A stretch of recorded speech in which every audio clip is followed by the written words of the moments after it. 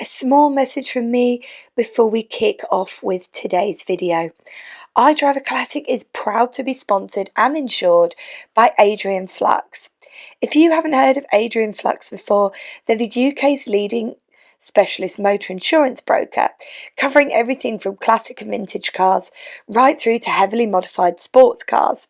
So whether you're in a Morris Marina, a 90s retro runabout, or something with a bit more oomph under the bonnet, give them a call for your next policy. I've popped a link to their site in the description box below. Hi guys, it's Steph from iDRIVEACLASSIC, and today I'm back on this gloriously sunny day in Wiltshire, southern England, and I'm taking you out for a drive in this beautiful Standard 10 that I've borrowed from a lovely man named Roger. He may not have joined us for the interview today, but he's given us lots of fantastic insight into this wonderfully underrated car. I'm going to show you around the outside, I'm going to take you out on a test drive through these English country villages, and hopefully give you a little bit of a feel for what it's like to drive a pre-war car. This is totally out of my comfort zone, and I'm very excited to show you it today because I've been really won over, and I'm hoping that I can win you over too, because these cars need a lot more love than they're currently getting.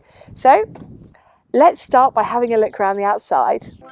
The history of British motoring is always an interesting one, and for me, one of the names that you don't hear enough about online, in terms of YouTube videos especially, is Standard, which is why when I got offered this Standard 10 for review, I had to come down and see her in the flesh. For younger viewers who may know very little about Standard, they were in their time not only one of the biggest names in the Coventry motoring boom, but also one of the city's biggest employers, meaning at one point in time, Standard was a really big deal and everybody knew who they were. Standard were one of the earlier names in motoring and made cars from 1903 to 1963, with the name still present in the Indian motoring world until 1987. There are many great books about the company and their cars and the links with Ferguson tractors and Triumph, but to avoid doing a disservice to the manufacturer, today we're going to focus on this 1934 Standard 10.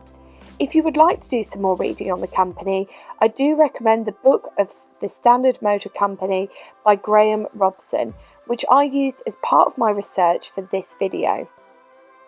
Coming back to the Standard, 1934 was a very big year, which made this car an interesting choice for the channel. In the autumn of 1933, the company had announced they were revamping their offerings, including the all-new Standard 10. The new 10 had a more modern, more powerful engine, and crucially for the discerning driver, a new 4 forward-speed gearbox with synchro on the top 3 gears. This gearbox was a first for the British motoring industry and really changed the market, and it then had an impact on what motorists expected from their cars going forward, and that was across the board. So this car really is very impactful in where we went going onwards. Engines and gearboxes in these were now on rubber mountings, and body styles were new, giving more room to passengers with additional comforts, and except for Tourers, the cars were all steel constructions. Now you may be wondering where the name 10 comes from. Well, it actually relates to the taxation band at the time, which was based on the RAC horsepower. This RAC system favoured engines with relatively small cylinder bores. In order to achieve high capacity, car manufacturers began to produce long-stroke engines with relatively low maximum revs, which meant that taxation systems led essentially to changes in driving characteristics across the board, and something that we still see impact of today. Now, whilst we talk about the ease of driving during the road test, it is worth noting that when this car was sold in 1934, the driving test was yet to be instated. The legislation was passed in mid to late 1934 to state that new drivers from 1935 onwards would need to take a test, and the Highway Code was completely revised in 1934 in accordance with this. The 10 we're taking out today has the dip and switch headlight system, which was common in the 30s, and near side headlight reflector, which mechanically dips, and the offside headlight is switched off. This may seem completely bonkers and hard to explain in 2021, but actually it was very normal at the time of sale. You'll note this car does have the sunshine roof, so you'll probably see that as we go through, but due to it being a bit tricky and needing a little bit of TLC at the moment, we won't be able to show you that today. However, when we do the standard 9 in a few weeks' time, we'll demo it then for you. We also do have free wheel on this, and if you're unfamiliar with it, it's a control box beside the steering column, which prevents engine braking and is a bit awkward to use. So you'll get to see how brave I feel on the test drive as to whether I do demo that on our run out. I mean, if the owner tells me that he's a bit nervous about using it, I think I'm going to use it. Now, as I was talking about, it was all new for 1934, and so was the engine, and it had a 3-bearing crank. It had white metal bronze back bearing shells, which was a precursor to the more modern steel backed shells. The engine is of course that 1343cc side valve, which gives us 32 brake horsepower at 3,600 RPM, giving the car a peak power to weight ratio of 34.6 brake horsepower per tonne. To give you a bit of comparison, because you might want to compare that to something, I thought I'd pick a popular car that many people have experienced. So the Morris Minor 1000, fitted with the 1098A series, which of course came out in the 60s, has 64 brake horsepower per tonne. So it might give you a bit of an indication into just how slow this lovely old girl really is. The car has been fitted with a 1936 downdraft manifold, and for those of you that are eagle-eyed, you will note that the car has been fitted with a homemade air filter housing. But of course, cars of this age, there's going to be bits that probably went missing half a century ago, so great bits of ingenuity on this car, as you'll notice as we go through. Another small detail you may note as we look around and as we drive is the blue sticker in the windscreen. This is from 1960 and was from the newly introduced roadworthiness test, and it was introduced for all cars over 10 years old. Now luckily this special car passed her test aged 26, but actually many did not, and this test then evolved into what we now know as the MOT. Of course, it was just a case of more cars were coming onto the road, and cars at this age were quite frankly dangerous for many because, of course, without tests yearly, things were just going on from one decade to the next. Now, it's time for us to investigate that interior a little bit further. I would have actually really loved to have introduced you to the owner, Roger. He's one of the most interesting men I've ever met whilst making videos, but sadly he declined to be featured. But don't worry, because I plan to keep working on him for a future interview, because he was brilliant company and he had so much knowledge about these cars, and it would seem a real shame for it to get lost.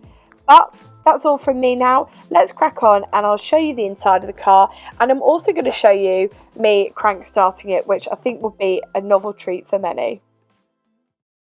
When this car was sold way back in 1934, it was sold as a very modern car. There was a lot on offer, and it of course was the first experience of motoring for many people. And not just in terms of them buying a car and it being their first car, people hadn't owned a car before this. So when you bought these cars, you didn't just get a standard handbook like this, which I will show you in just a minute. You also got your instruction book. Now, your instruction book told you everything that you needed to know about owning the car. Now, this isn't for the faint-hearted, because nowadays when you own a car, it's simply check the washer fluid, check that you've got some oil. Some people don't even bother with that. With this is for people that are, look, you've got everything from talking about your valves, caring for your bodywork. Everything is contained in this, because this was gearing people up for a life with their car. So first of all, let me show you just some of the general controls. So coming over from left to right, we have got our petrol gauge, our clock, and it might be worth mentioning as well that that petrol gauge is electric. Now this was seen as a really big thing at the time, so some of the stuff that we consider normal now was really cutting edge when this car came to market. The clock is a wind up, so as you can see, you just move it with this small control over to the left here. You've got your switch for your panel lights. Now whilst this car doesn't have a heater, it does have something that I wish mine had on those very hot summer days. So you see this little control here, so this winds and your front screen opens up. But as someone with a beehive who would actually like to retain this hairstyle for the rest of the day, I think we're going to leave that closed because it really does bring in the wind. Coming down from there, we've got our wipers, our choke, our throttle, and over to the right hand side you've got your speedo, and if you see there you've got a trip clock, and then over to the right hand side you've got an oil pressure gauge there as well. Now when I talk about this car being quite advanced for the era, I think of other cars that came after it, things like the Morris Minor, the Austin A35, cars which came out over 10 years later, and yet they've got less on offer than the standard being sold in 1934. So I think that gives it real justification that it is a car which does feel very advanced. People must have got into this and their minds must have been absolutely blown. And of course, this is the deluxe. It's not just your standard, so you paid £10 extra for that. And then as well as that, I'm going to show you what we've got on the steering wheel, because instead of having the normal controls that you might have for your indicators, it's all on here. And we know this is an older car because it has got the trafficators. So let me demonstrate those for you. Fun fact, if they ever get sticky, you can just bang these panels and it just knocks them back out. Spoken like a true bodger there. I'll demonstrate the horn for you. I feel like that's got a lot of authority. Now, there are a few other little bits and pieces. So we have got the freewheeling. We'll talk to you about that when we're going for a drive. But I want to show you some of the extra bits you've got, because if you're paying that £10 extra, what do you actually get as the driver? And I guess as your family, because of course this car was sold as fitting for large adults. Well, let me show you. So you've got quite a few little extras when you went for the deluxe. Some of them are a little bit fancy and some of them are quite functional and quite interesting. So you've got the furniture hide upholstery. So in here you can see that this is leather. If you were just paying for the normal saloon, you would have only got just a standard cloth. We've got toughened triplex toughened glass all round. If you only went for the standard car, you only got that in the front screen. You've got the 2 harmonically tuned horns, which we've already heard, but just give them another shout out. And then we've got a really fancy interior roof light. So in fact, you've got your switches on the side, almost like switches that you would have in your bedroom at home. It's very fancy in a way that I wasn't actually really expecting. I thought it looked very unassuming from the outside. And then in addition to that, we've got the chromium plated lights. Now you probably can't wait to hear this engine. It's very quiet and it's very smooth. And you'll see that when we go for a drive, that although the suspension is a little bit, and the turning circle is very wide, because of course it's got those, I think it's the elliptic springs to the front, which made the turning circle really wide. It's a very jolly little car to go out in. It doesn't feel as old as it is. And in fact, it's far more comfortable than some of those 50s and 60s cars that you take out that you just feel a little bit tinny. So we're going to start it up. You can hear what she sounds like, but actually I'm going to do it with a bit of a difference this week. So you probably noticed, for those of you that are a little bit eagle-eyed, that she has got a starting handle. So with no further ado, let me show you starting this car on the handle.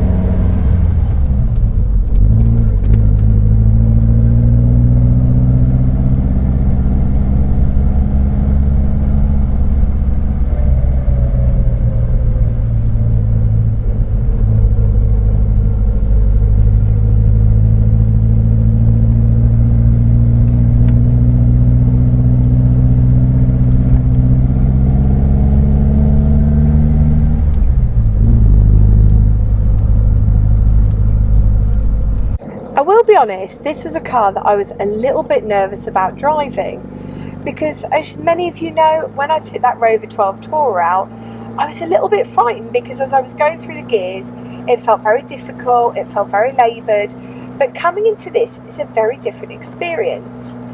Of course, we haven't got synchro on first gear, but I wasn't really expecting that. We've got it on second, third and fourth, and even changing down there, wanted to show you, it's relatively easy. Of course, I'm giving her a little bit more time because she's an elderly lady and she needs to be treated with respect. But I tell you what, I think even quite an inexperienced driver could jump into this car and quickly adapt.